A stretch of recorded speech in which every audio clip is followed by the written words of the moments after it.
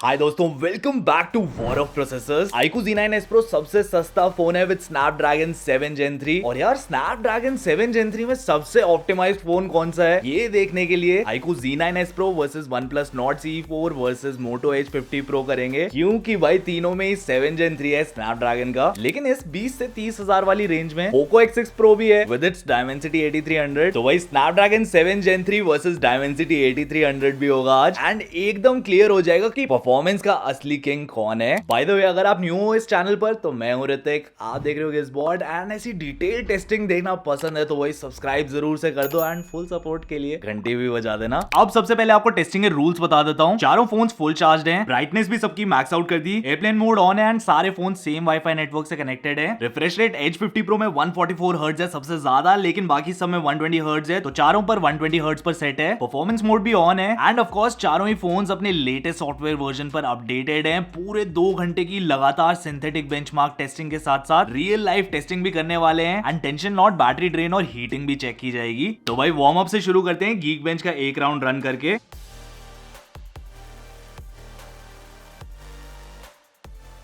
तो वही first round में बाजी मार ली है Poco X6 Pro ने, और इस स्पीड का जो रीजन है ना वो भी मैं आपको आगे चल के बताऊंगा। दूसरे नंबर पर आ चुका है Moto H50 Pro, and almost साथ ही में टेस्ट कंप्लीट किया है iQOO Z9S Pro और Nord CE4 ने। सबसे पहले टेम्परेचर्स चेक कर लेते हैं। रूम फिलहाल हो रहा है 30.7 डिग्रीज, Poco X6 Pro जा रहा है 37.3, iQOO Z9S Pro 38.4, Nord CE4 37.9 और H50 Pro 37.2। अब भाई यहाँ पर सिंगल कोर में आप देखोगे काफी क्लोज सा मामला है, आसपास ही घूम रहे हैं सबके स्कोर। लेकिन जो मेन फर्क आ जाता है ना Poco X6 Pro basically Dimensity 8300 and Snapdragon 7 Gen 3 में, वो आता है मल्टी कोर परफॉर्मेंस में, जिसमें भाई काफी भयंकर लीड ले लिया Poco X6 Pro ने। लेकिन भाई यहाँ पर बात की जाए Snapdragon 7 Gen 3 वाले फोन्स की, तो सिंगल कोर में सबसे आगे है Moto H50 Pro। लेकिन ये जो गैप है ना सिंगल कोर स्कोर में, ये बिल्कुल ना के बराबर है, 19-20 का ही फर्क है सारे फोन्स में। वैसे सेम सी ही चीज मल्टी कोर स्कोर में भी देखने को मिली, लेकिन हाँ फिलहाल जो वार्म अप राउंड है उसमें सबसे आगे है Moto H50 Pro Snapdragon 7 Gen 3 वाले प्रोसेसर में, एंड सेकंड पोजीशन के लिए यहाँ पे टाई है दोनों ही फोन्स में Nord CE4 और iQOO Z9S Pro में। लेकिन भाई ये तो वार्म अप राउंड था, एक और मौका देंगे सारे ही फोन्स को, देखते हैं कि क्या ये अपना परफॉर्मेंस मेंटेन भी कर पाते हैं या फिर किसी फोन में इंप्रूवमेंट देखने को मिलता है, एंड क्या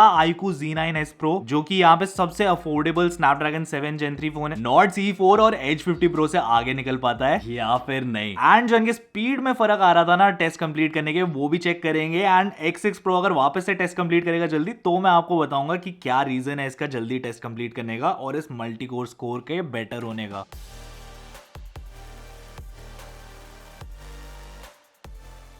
तो वही दूसरे राउंड में भी बाजी मारी है Poco X6 Pro ने, एंड यहाँ पे बाकी के तीनों फोन्स ने ऑलमोस्ट साथ में ही टेस्ट कंप्लीट किया। सबसे पहले आपको रीजन बता देता हूँ, ये जो स्पीड में फर्क आ रहा है Poco X6 Pro मतलब Dimensity 8300 और Snapdragon 7 Gen 3 में। अब देखो कोर का कॉन्फ़िगरेशन तो चारों ही फोन्स का सेम है 431, लेकिन भाई जो क्लॉक स्पीड है वो आपको सारे ही क्लस्टर्स में फास्टर मिलता है Poco X6 Pro में, एंड यही रीजन है कि भाई ये तेजी से टेस्ट कंप्लीट कर रहा था और इसका मल्टी कोर स्कोर भी बेटर आ रहा है। एंड ऑफ कोर्स उसी के चलते आप स्कोर्स में देख सकते हो सिंगल कोर और मल्टी कोर दोनों में ही काफी आगे है सारे Snapdragon 7 Gen 3 वाले फोन से। लेकिन भाई यहाँ पे एक सरप्राइजिंग चीज आप देखोगे कि iQOO Z9S Pro ने दोनों ही सिंगल कोर और मल्टी कोर में लीड बना लिया, दोनों फोन से आगे निकल गया है। ये जो हमारा सेकंड राउंड है गीकबेंच का, उसमें इसका प्रोसेसर खुल गया, एंड अब जो परफॉर्मेंस हमें देखने को मिल रही है वो बाकी दोनों फोन से बेटर है। तो फिलहाल के लिए फर्स्ट नंबर पे है Poco X6 Pro, then comes iQOO Z9S Pro, तीसरे नंबर के लिए फिलहाल है Moto H50 Pro, and then comes Nord CE4। Battery पर एक नजर डाले तो 98% के साथ टाई है iQOO Z9S Pro और Nord CE4 का, सबसे आगे चल रहे हैं दोनों phones. Then comes H50 Pro 97% पे, और लास्ट में है फिलहाल के लिए Poco X6 Pro 96% पर। खैर आगे बढ़ते हैं, चलते हैं Antutu बेंचमार्किंग पर। चारों फोन्स के CPU, GPU, मेमोरी मैनेजमेंट सब चीज पर फुल लोड डालेंगे, एंड देखते हैं कि इन चारों में से सबसे ऑप्टिमाइज्ड कौन सा फोन है।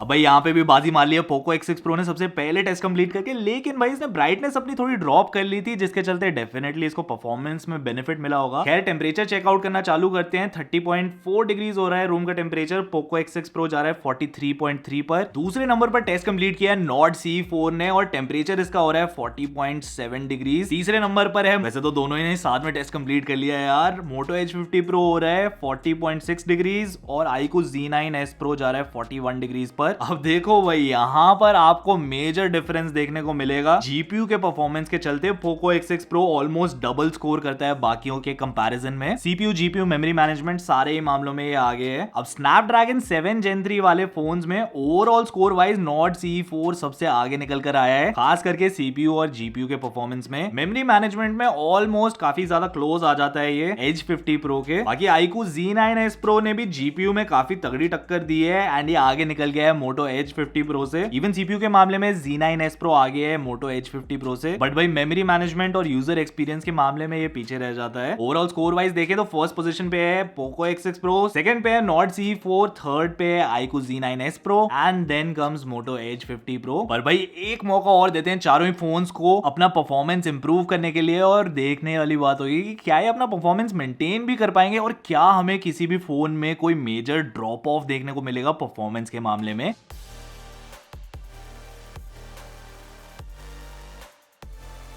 तो भाई दूसरा राउंड फिनिश हो चुका है। यहाँ पर रूम का टेम्परेचर हो रहा है 30.6 डिग्रीज। पोको X6 Pro जा रहा है 42.9 पर। नॉट CE4 ने सेकंड नंबर पे टेस्ट कंप्लीट किया है, ऑलमोस्ट 40 टच कर रहा है। Then comes iQOO Z9s Pro 40.2 degrees पर एंड फाइनली Edge 50 Pro ने भी अपना टेस्ट कंप्लीट कर लिया है। टेम्परेचर इसका जा रहा है 40.1 डिग्रीज। यहाँ पर एक चीज बहुत सरप्राइजिंग देखने को मिली कि सारे फोन्स में ड्रॉप ऑफ देखने को मिला सिवाय iQOO Z9s Pro के, जिसमें भाई इसने अपना स्कोर इंप्रूव किया है। अब ओवरऑल तो clear winner Poco X6 Pro है परफॉर्मेंस के मामले में, लेकिन स्नैपड्रैगन 7 Gen 3 वाले फोन्स में जीपीयू के मामले में काफी तगड़ी लीड बना ली है iQOO Z9s Pro ने। सीपीयू के मामले में आगे है not CE4 and even memory management और यूजर एक्सपीरियंस के। स्नैपड्रैगन 7 Gen 3 वाले फोन्स में देखा जाए तो वैसे तो एकदम 19-20 का फर्क आ रहा है नॉट CE4 और iQOO Z9s Pro में। यस, ओवरऑल स्कोर वाइज तो आगे है नॉट CE4, बट जो लीड है बहुत ज्यादा नहीं है। एंड भाई यहाँ पर काफी ज्यादा पीछे छूट जाता है मोटो Edge 50 Pro, क्योंकि भाई सबसे तगड़ा ड्रॉप ऑफ इसी में देखने को मिला लॉन्ग ड्यूरेशन यूजेज में। सीपीयू टेम्परेचर पे अगर ध्यान दें तो भाई काफी ज्यादा गर्मा गर्म हो चुका है पोको X6 Pro। 62 कभी 66 भी टच कर रहा है। ये चीज हमें डायमेंसिटी के प्रोसेसर्स में देखने को मिलती है कि सीपीयू यार थोड़ा हीट करता है, लेकिन यहाँ पे जो बाकी के स्नैपड्रैगन 7 Gen 3 वाले फोन्स हैं, यस टेम्परेचर तो ज्यादा हो रहा है इनका, लेकिन काफी बैलेंस्ड है ये फिर भी। एंड बात की जाए बैटरी की तो भाई यहाँ पर सबसे आगे चल रहा है फिलहाल iQOO Z9s Pro, then comes Nord CE4 89% पे, देन कम्स नॉट CE4 88% पे, फिर आता है मोटो Edge 50 Pro 85% के साथ एंड लास्ट में है Poco X6 Pro। But anyway काफी देर से हम इनकी टेस्टिंग कर रहे हैं, गर्मा गर्म हो चुके हैं फोन्स, थोड़ा सा कूल ऑफ होने का टाइम देते हैं सारे ही फोन्स को और फिर वापस से चालू करेंगे अपनी टेस्टिंग को।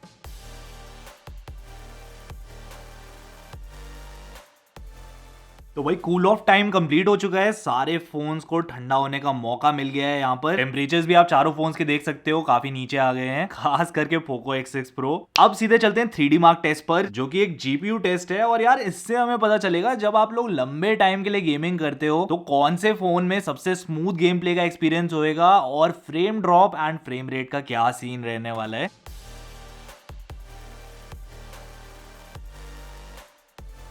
तो टेस्ट कंप्लीट हो गया है। सबसे पहले टेम्परेचर मेजर कर लेते हैं। रूम हो रहा है 30.8, Poco X6 Pro 42.2, iQOO Z9s Pro 41.9, not CE4 42 और Edge 50 Pro 40 डिग्रीज पर है। अब भाई क्लियरली यहाँ पे स्टेबिलिटी वाइज देखें तो नॉट CE4 सबसे आगे है 99.7% के साथ एंड उसकी काफी ज्यादा क्लोज है स्टेबिलिटी में iQOO Z9s Pro। 19-20 का फर्क है बेस्ट लूप स्कोर और लोएस्ट लूप स्कोर में। एंड यहाँ पर देखकर लग सकता है कि यार पोको X6 Pro में स्टेबिलिटी कम आई है एंड स्नैपड्रैगन 7 Gen 3 के मामले में भाई सबसे पीछे है मोटो Edge 50 Pro। अगर आपको गेमिंग करनी है तो भाई iQOO Z9s Pro और नॉट CE4 थोड़े बेटर परफॉर्म करेंगे। वहीं अगर आप पोको X6 Pro को देखो तो भाई स्टेबिलिटी देखकर आपको लग सकता है कि यार ये तो काफी सिमिलर आ रही है और कम है मोटो Edge 50 Pro से, लेकिन भाई इसमें आप बेटर ग्राफिक्स रन कर सकते हो थोड़े हायर फ्रेम रेट्स पे। एंड अगर लो ग्राफिक्स पे खेलोगे तो स्टेबिलिटी के मामले में कोई दिक्कत नहीं आने वाली है, मैंने खुद टेस्ट किया है पोको X6 Pro को। बट हाँ, अगर मैक्स ग्राफिक्स पे करके और मैक्स फ्रेम रेट पे खेलोगे तो स्टेबिलिटी आपको 86% के अराउंड मिलने वाली है। और वही जो मैक्स ग्राफिक्स और मैक्स फ्रेम रेट है वो आप स्नैपड्रैगन 7 Gen 3 वाले फोन्स पर एक्सेस नहीं कर पाओगे, या फिर आप लोगों ने किए हैं तो मुझे नीचे कमेंट्स में अपना एक्सपीरियंस जरूर बताना। खैर अब जीपीयू की टेस्टिंग हो गई, चलते हैं सीपीयू की टेस्टिंग पर। 15 मिनट के लिए फुल लोड डालेंगे इन चारों फोन्स के सीपीयू पर और देखते हैं कि सबसे स्टेबल किसका सीपीयू निकल कर आता है।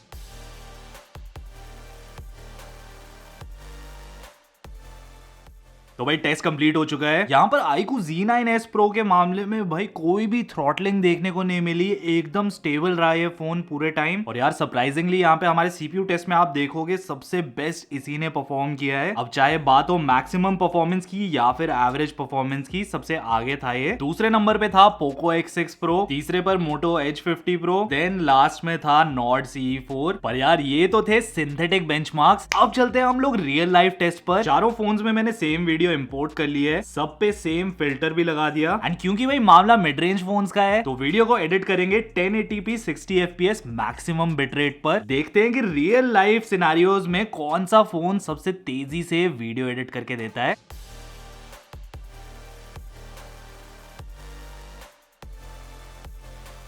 अब भाई यहाँ पे सबसे पहले टेस्ट कंप्लीट किया पोको X6 Pro ने, और जो स्पीड में डिफरेंस है ना वो आप देख ही सकते हो। यहाँ पे मैंने लैप कर लिया है और जो टाइम डिफरेंस रहेगा वो भी मैं आपको बताने वाला हूँ। बट ये स्पीड के मामले में चाहे रियल लाइफ हो चाहे बेंचमार्क्स, पोको X6 Pro का डायमेंसिटी 8300 काफी ज्यादा फास्ट निकल कर आता है स्नैपड्रैगन 7 Gen 3 से। एंड भाई नॉर्ड CE4 ने भी अपना टेस्ट कंप्लीट कर लिया है ऑलमोस्ट 1.5 मिनट बाद। एंड यहाँ पर कुछ ही सेकंड में मोटो ने भी अपना टेस्ट कंप्लीट कर लिया है H50 Pro ने। रूम का टेम्परेचर फिलहाल हो रहा है 30.2 डिग्री। पोको X6 Pro ठंडा चल रहा है 36.9 पे, Nord CE4 37.3 and H50 Pro 35.3 पर। एंड ऑलमोस्ट 6.5 मिनट बाद पोको X6 Pro के iQOO Z9s Pro ने भी अपना टेस्ट कंप्लीट कर लिया। बाकी स्नैपड्रैगन 7 Gen 3 फोन से कंपेयर करें तो 5 मिनट बाद इसने अपना वीडियो एडिट करके दिया है हमें। गेमिंग के मामले में यस थोड़ा सा बेटर हो सकता है, लेकिन वीडियो एडिटिंग के मामले में ये काफी पीछे है। फिलहाल ऑप्टिमाइजेशन की जरूरत है यहाँ पे। बाकी सीपीयू टेम्परेचर्स के मामले में सबसे ठंडा चल रहा है नॉर्ड CE4। एंड आखिरी नजर बैटरीज पर डालें तो भाई यहाँ पे भी सबसे आगे है नॉर्ड CE4 73% के साथ। इवन iQOO Z9s Pro ने भी काफी अच्छी बैटरी रिटेन कर ली है, 72% पे है ये। Then comes Moto H50 Pro and यहाँ पर लास्ट में है Poco X6 Pro।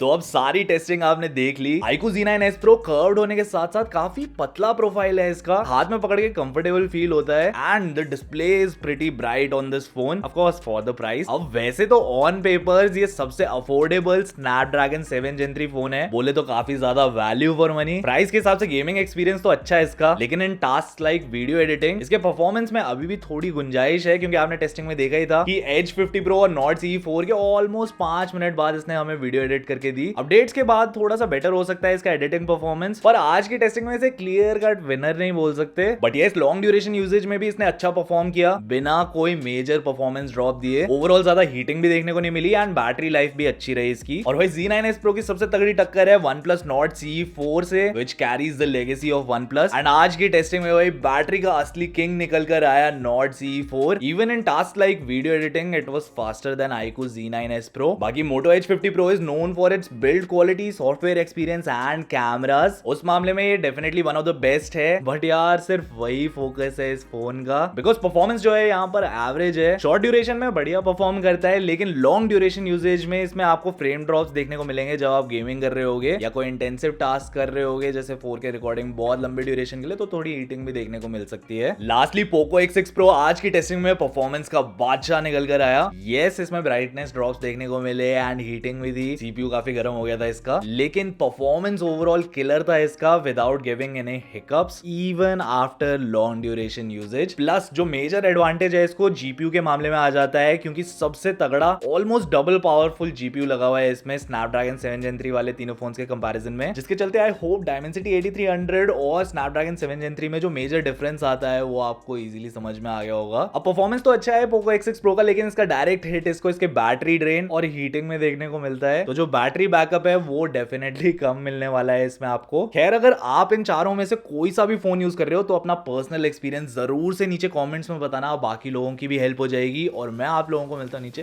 Comment section में।